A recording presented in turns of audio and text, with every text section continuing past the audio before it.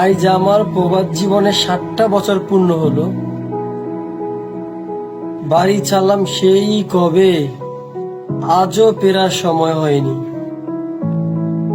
বিদেশের টাকা দিয়া ছোট বোনটারে বিয়া দিলাম, বাবা মাকে একটা সুন্দর ঘর করে দিলাম, ছোট ভাইটাকে বিয়ে পাশ করালাম। এখন মনে হয় বাড়ি ফেরার সময় হয়েছে।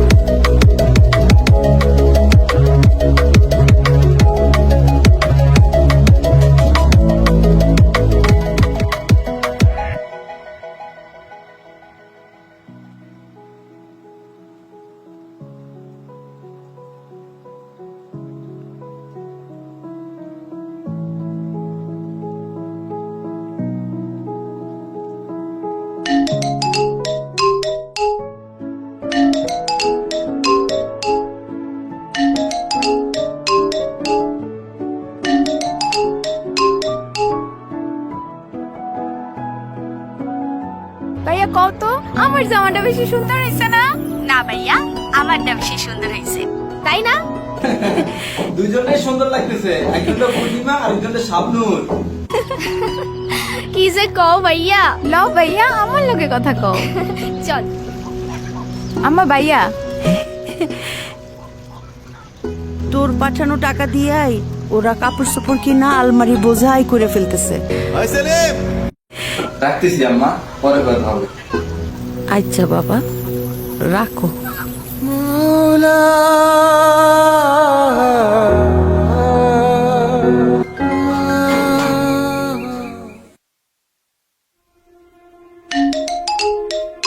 আসসালামু আলাইকুম বাবা, কেমন আছেন? বাবা, একটা কথা বলার ছিল। কি কবি তাড়াতাড়ি, আমি ব্যস্ত আছি। বাবা, আমি ভেবেছি তোমাদের সাথে ঈদ কাটাবো এবার। এই বিদেশ কয়দিন হয়েছে, এটা তা আমার লেগে বেটি শাখা ধরো নাকি? সংসারে কি করছ? সব তো আমি করি। তুই কি এখন তুই কি করছ? তোর তো কিছু করতে পারছ না। বিদেশে এত বেটি শাখা আমার লেগে সংসারে কি করছো এটা কো? আমার লাগতো না বাংলাদেশ।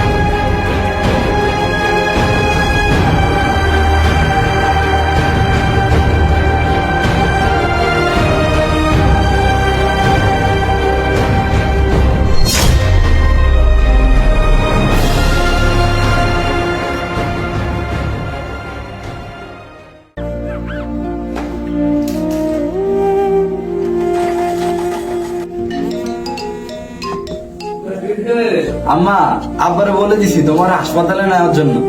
বাজার তোর মায়া নাই রে, তোর মায়া নাই।